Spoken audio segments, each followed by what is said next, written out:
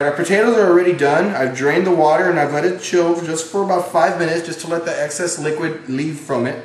And we're going to go ahead and add the rest of the ingredients so that we can make our roasted garlic mashed potatoes. We're going to be adding about a cup of milk.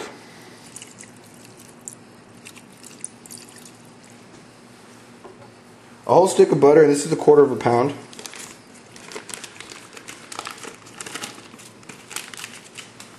Salt's going to be about, you're going to salt it as needed. It's going to be about, that right there you're looking at about a tablespoon. Probably going to be about 3 tablespoons. We'll taste it and we'll adjust it later if we have to. The pepper, on the other hand, you won't be needing as much. It's freshly ground. When it's freshly ground, the pepper is a lot more flavorful. So we're only going to use about 1 teaspoon, maybe a teaspoon and a half of pepper. And we're going to use all the roasted garlic that we made. And that was, the garlic that we did was about a head and a half. A whole head and a half of garlic. That looks good. Good caramelization on the garlic. If it's mushy, that's okay. It's supposed to be mushy. That means you did it right. Alright. And we'll just use a whisk. And we just bring it down.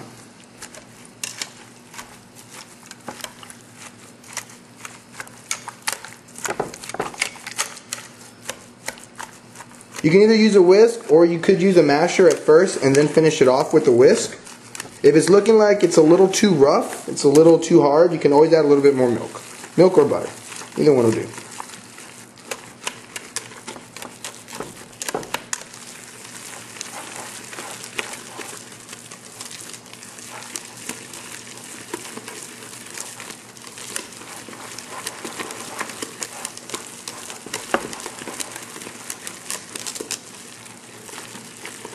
Now you don't want to make it real smooth because this is not, it's not instant mashed potatoes, this is mashed potatoes, so you want it to be a little bit chunky.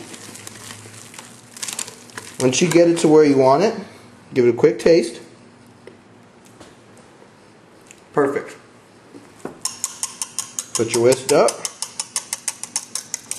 cap it, and it's just waiting for the rest of the food. Alright, now we're going to go ahead and get everything ready for the fried chicken, and we're going to cook off the fried chicken. First off, this is what we have.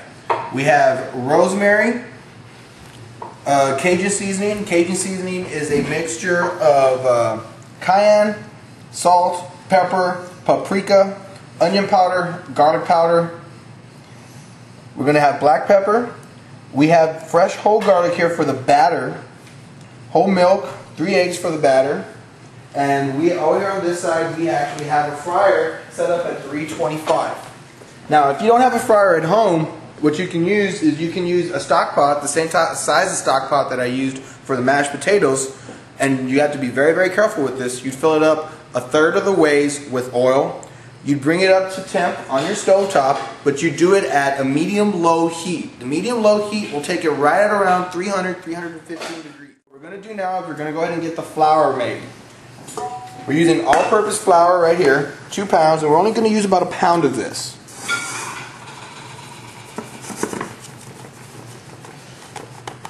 Right about there. I have about 1.5 teaspoons of black pepper. We're going to put that all in there. We're going to use about 2 tablespoons of rosemary. And 3 tablespoons of Cajun seasoning.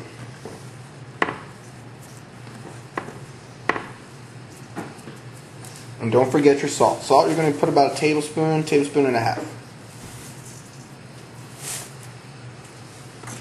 You can use a dry whisk.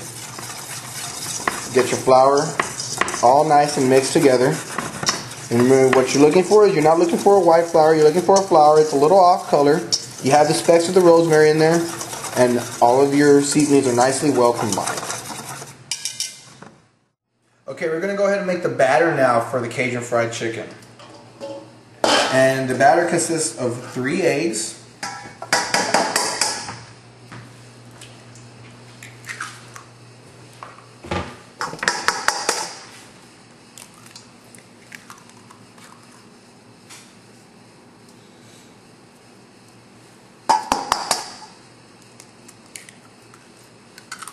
You're going to use about 1.5 cups to 2 cups of milk.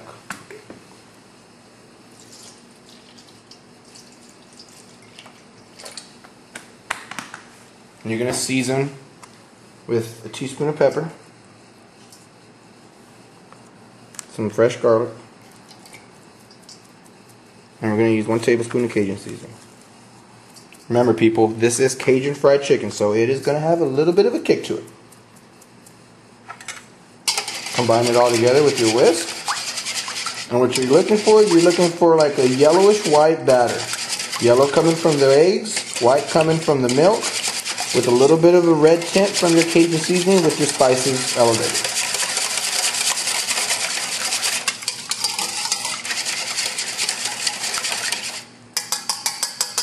Okay. And we are ready to batter our chicken. Alright, we're going to go ahead and start battering our fried chicken. We're going to go ahead and cook it off too. What we're going to do is a technique called wet hand, dry hand method. Wet hand for your batter, dry hand for your flour. This will always touch the batter, this will always touch the flour, none will mix. That's why it's called wet hand, dry hand. And we're going to do batter, flour, batter, flour. So, we'll go ahead and get all the chicken pieces.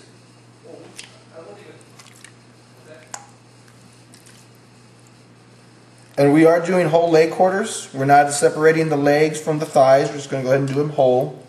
No big deal. It's just, something different to do. Get a good coating around it. And then from here, it goes into the flour.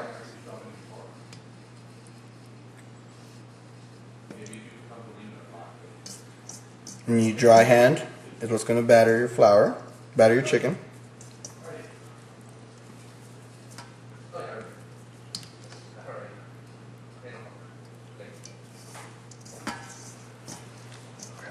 I have to edit that out.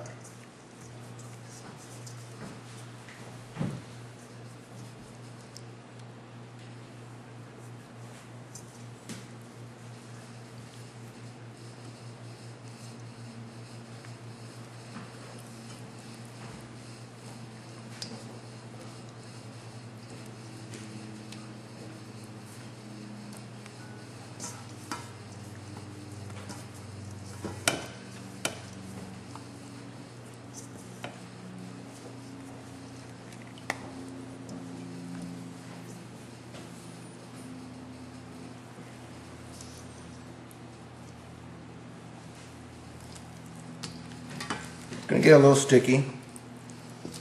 What you really want to do, just make sure you coat each piece of chicken with the batter.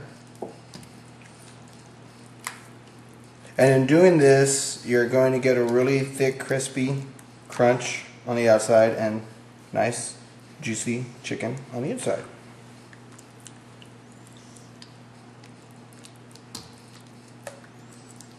Now the leg quarters are going to cook faster than the chicken breast. The chicken breasts are going to take longer than the wings. So when you're dropping your pieces of chicken, drop accordingly.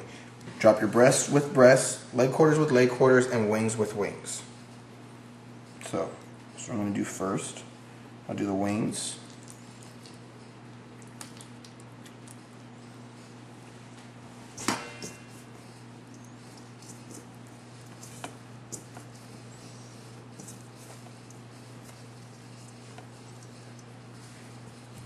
Typically, the rule of thumb when it comes to frying is when it floats, it's ready.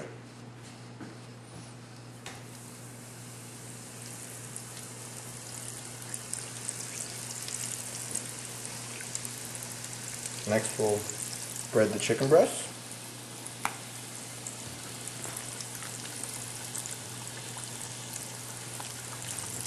And while the wings are cooking, you can go ahead and keep your chicken breast in the flour, and you can keep your leg quarters in the batter.